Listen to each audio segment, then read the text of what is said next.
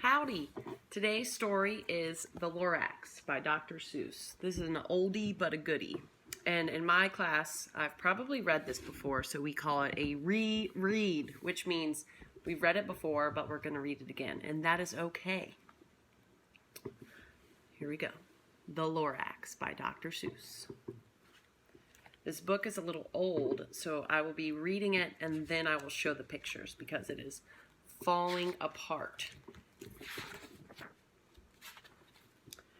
At the far end of town, where the grickle grass grows, and the wind smells slow and sour when it blows, and no birds ever sing excepting old crows, in the street of the lifted, in the street of the lifted Lorax.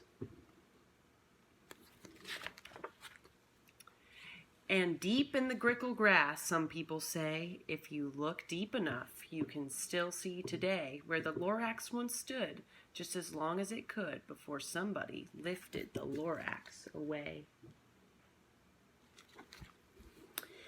What was the Lorax, and why was it there? And why was it lifted and taken somewhere? From the far end of town where the grickle grass grows, the old Onceler still lives here. Ask him. He knows. You won't see the Onceler. Don't knock at his door. He stays in the lurkin' on top of his store. He lurks in his lurkin', cold under the roof, where he makes his own clothes out of muffered moof. And on special dank midnights in August, he peeks out of the shutters, and sometimes he speaks and tells how the Lorax was lifted away. He'll tell you, perhaps, if you're willing to pay.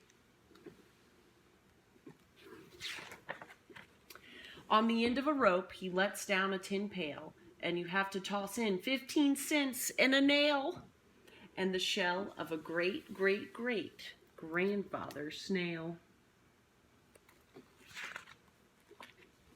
Then he pulls up the pail, makes a most careful count to see if you've paid him the proper amount. Then he hides what you paid him away in his snub, his secret strange hole in his grovelous glove. Then he grunts, I will call you by whisper-ma-phone, for the secrets I tell are for your ears alone.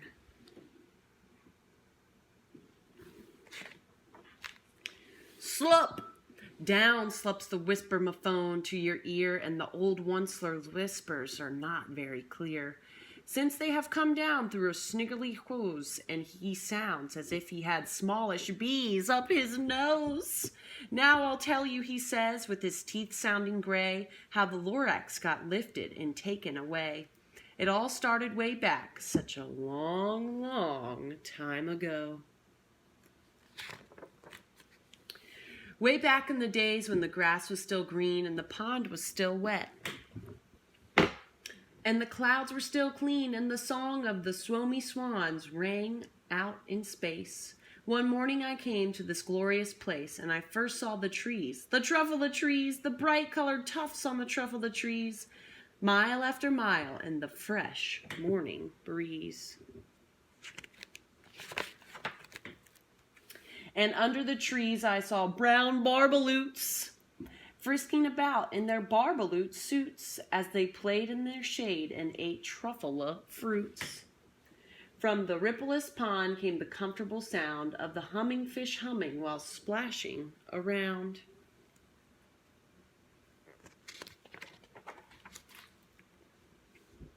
But those trees, those truffle trees, all my life I've been searching for trees such as these.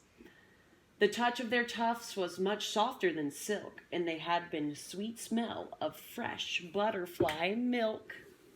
I felt a great leaping of joy in my heart. I knew just what I'd do. I'd unloaded my cart.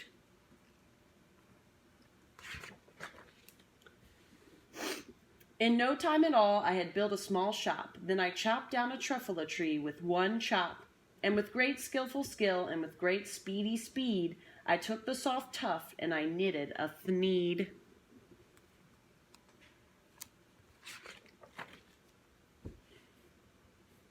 Achoo! Woo! Excuse me. The instant I'd finished, I heard a gazump. I looked. I saw something pop out of the stump of the tree I chopped down. It was sort of a man. Describe him. That's hard. I don't know if I can. He was shortish and oldish and brownish and mossy. He spoke with a voice that was sharpish and bossy.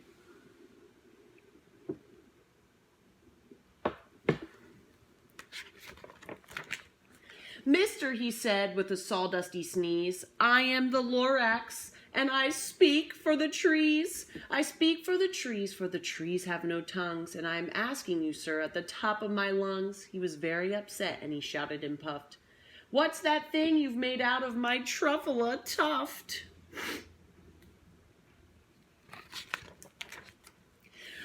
Look, Lorax, I said.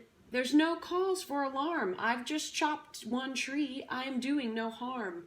I'm being quite useful. This thing is a thneed. A thneed's a fine something that all people need. It's a shirt, it's a sock, it's a glove, it's a hat. But it has other uses, yes, far beyond that. You can use it for carpets, for pillows, for sheets or curtains or covers, for bicycle seats. The Lorax said, sir, you are crazy with greed. There's no one on earth who would buy a fool thneed. But the very next minute I proved he was wrong, for just at that minute a chap came along, and he thought that the thneed I had knitted was great. He happily bought it for $33.98. I laughed at the Lorax. You poor stupid guy. You never can tell what some people will buy.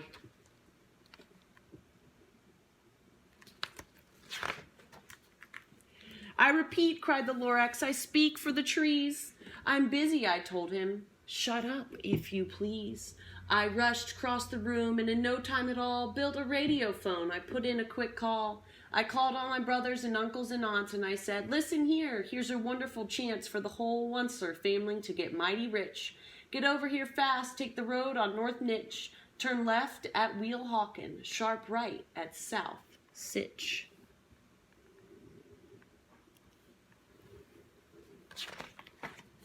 And in no time at all in the factory I built, the whole Onceler family was working full tilt. We are all knitting thneeds, just as busy as bees, to the sound of the chopping of the truffula trees.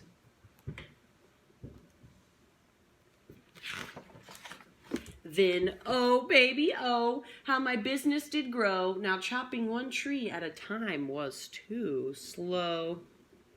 So I quickly invented my super axe hacker, which whacked off 4 truffula trees at one smacker. We were making thneeds 4 times as fast as before, and that Lorax, he didn't show up anymore.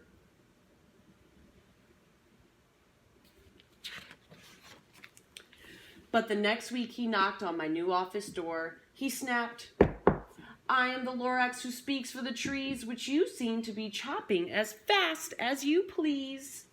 But I'm also in charge of the brown barbaloots, who played in the shade in their barbaloot suits, and happily lived eating truffula fruits. Now, thanks to your hacking my trees to the ground, there's not enough truffula fruit to go round.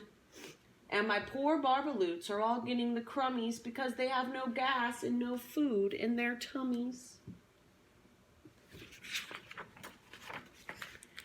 They loved living here, but I can't let them stay. They have to find food, and I hope that they may. Good luck, boys, he cried, and he sent them away. I, the Onceler, felt sad as I watched them go. But business is business, and business must grow, regardless the crummies and the tummies, you know.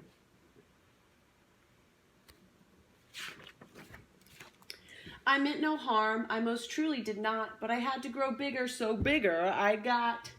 I biggered my factory, I biggered my roads, I biggered my wagons, I biggered the loads. Of the thneeds I shipped out, I was shipping them forth, to the south, to the east, to the west, to the north.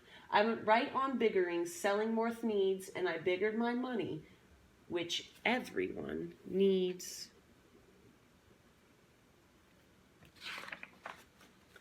Then again he came back. I was fixing some pipes when that old nuisance Lorax came back with more gripes. I am the Lorax. He coughed and he whiffed. Achoo! He sneezed and he snuffled and snarled and sniffed. Onceler, he cried with a cruffulous croak. Onceler, you're making such schmogglous smoke. My poor swami swans, why they can't sing a note. No one can sing who has smog in his throat.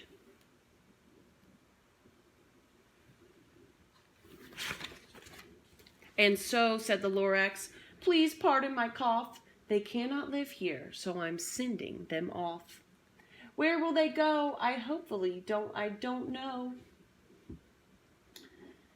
They may have to fly for a month or a year to escape from the smog you've smogged up around here.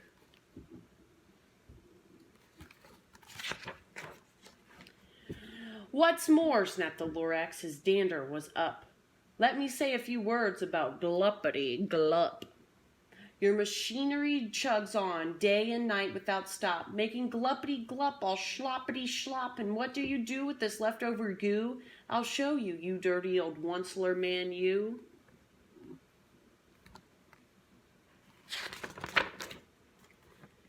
You're glumping the pond where the humming fish hummed. No more can they hum, for the gills all are gummed. So I'm sending them off, all and their future is dreary. They'll walk on their fins and get woefully weary, in search of some water that isn't so smeary. And then I got mad. I got terribly mad. I yelled at the Lorax, now listen here, Dad. All you do is yap, yap, and say, bad, bad, bad. Well, I have my rights, sir, and I'm telling you, I intend to go on doing just what I do. And for your information, you Lorax, I'm figuring on biggering, and biggering, and biggering, and biggering. Turning more truffula trees into needs, which everyone needs. And at that very moment, we heard a loud whack. From outside in the fields came a sickening smack of an axe on the tree. Then we heard the tree fall, the very last truffula tree of them all.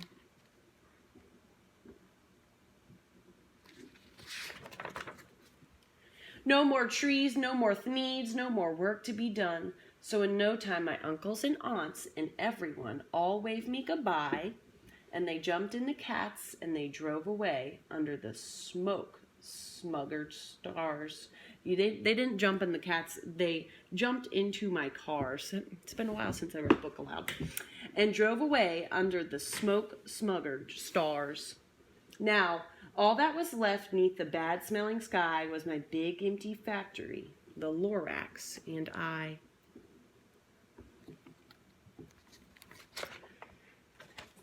The Lorax said nothing, just gave me a glance, just gave me a very sad, backward glance, and lifted himself by the seat on his pants, and I'll never forget the grim look on his face when he hesitated himself and took leave of this place through the hole in the smog without leaving a trace.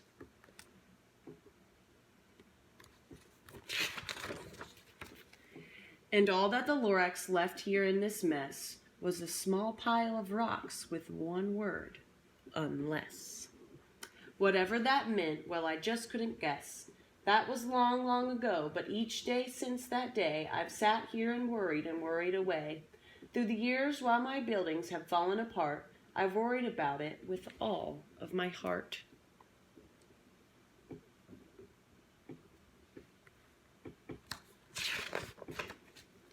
But now, says the onceler, now that you're here, the word of the Lorax seems perfectly clear. Unless someone like you cares a whole awful lot, nothing is going to get better. It's not.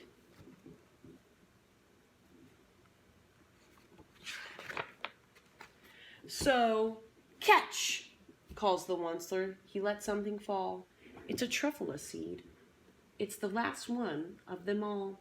You're in charge of the last truffula seeds, and truffula trees are what everyone needs. Plant a new truffula, treat it with care, give it clean water and feed it fresh air. Grow a forest, protect it from axes that hack. Then the Lorax and all his friends may come back.